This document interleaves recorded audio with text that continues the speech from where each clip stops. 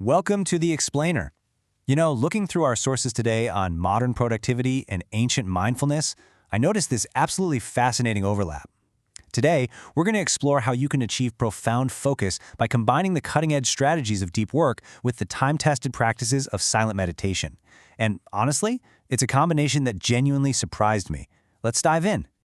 Right off the bat, we're faced with a somewhat uncomfortable question. Are you busy or are you actually productive? It is so easy to confuse the two, isn't it? Bouncing between your inbox, reacting to group chats, sitting through those endless meetings. Well, they give us the illusion of getting things done, but they won't actually help you master a new skill or grow a business or achieve those massive goals you've set for yourself.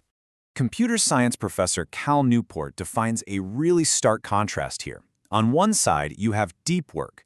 This is professional activity performed in a state of totally distraction-free concentration that pushes your cognitive limits. It creates new value, and it's incredibly hard to replicate. Then on the other side is shallow work. These are those easily replicated, non-demanding logistical tasks we do while we're distracted. Cultivating the rare ability to perform deep work, that is literally the ultimate modern superpower. Okay, so to figure out how to master our attention, we're going to follow this roadmap. We'll start with 1, the deep work advantage. Then move to 2, the power of silence. 3, mindful movement and focus. 4, training the attention muscle. 5, eliminating the shallow. And finally, 6, the importance of downtime. Section 1. The deep work advantage. Finding your focus philosophy. You see, to build a lasting focus habit, we can't just rely on sheer willpower alone. We need a system that actually fits into our real-world lifestyle. The research outlines 4 distinct philosophies for scheduling deep work. First, you have the monastic approach, which is pretty extreme, dedicating almost all of your working hours to a singular focus. Then there's the bimodal philosophy, where you split your time into distinct, separate chunks. The rhythmic approach is about building a daily habit, blocking off the exact same hours every single day. And finally, the journalistic approach, which fits in deep work whenever there's a gap in your schedule. Now that last one demands intense vigilance, but finding the strategy that fits your specific life gives you a rock-solid foundation. Section 2. The power of silence. Ancient interval training for the brain. Now, this is where we pivot from the modern workplace to ancient wisdom. Because to truly concentrate, we need to treat silence not just as the absence of noise, but as a highly active mental discipline. Enter the ancient practice of Mona. This is the practice of taking a literal vow of silence to develop willpower and check impulsive speech. It really made me wonder, how many of us suffer from that obsessive need to just speak or instantly post a rant online the exact second we get annoyed by something? Suppressing that urge feels incredibly restrictive at first, for sure, but it is a profoundly powerful tool for self-mastery. Practicing this happens in 4 actionable steps. First, stop talking. And yes, that includes nonverbal communication. Close the group chats, put the phone in a drawer. Second, introspect. Just observe your mind and that burning impulse to reach out. Third, develop silence of the mind.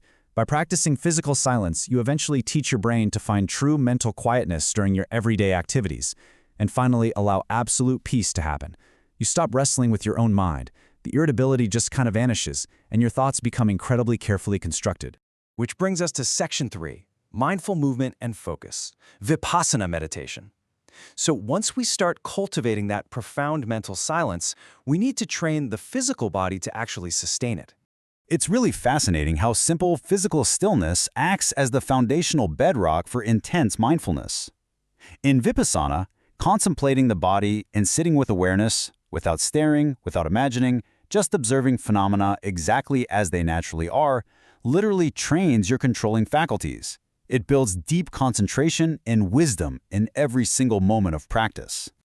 And hey, this practice doesn't stop when you stand up. Mindful walking isn't about, sightseeing or relaxing in nature. It is a highly deliberate, very slow movement designed to balance your mind. Notice the specific mechanics: lifting the foot, moving it forward, and treading it down. Repeating to yourself, lifting, moving, treading. Doing this cultivates a hyper-awareness of your physical reality, which keeps your mind laser-focused on the present moment instead of wandering off into distraction. Section 4. Training the attention muscle. Merging ancient and modern. So we have modern deep work frameworks, and we have ancient physical awareness.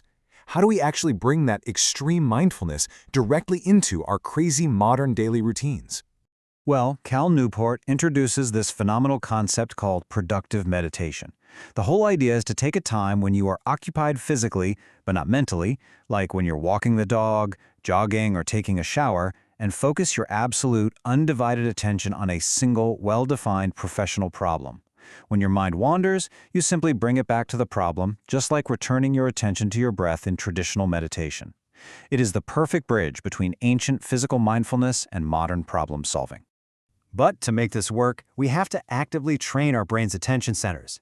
And I was genuinely surprised to learn that memory games are absolutely perfect for this. Try memorizing a deck of playing cards, learning a poem by heart, or committing a bunch of foreign words to memory. While it might sound like a bunch of schoolwork, these exercises act as literal interval training for your brain. They dramatically enhance your general ability to concentrate, which primes your mind to easily sink into deep work when you finally sit down at your desk.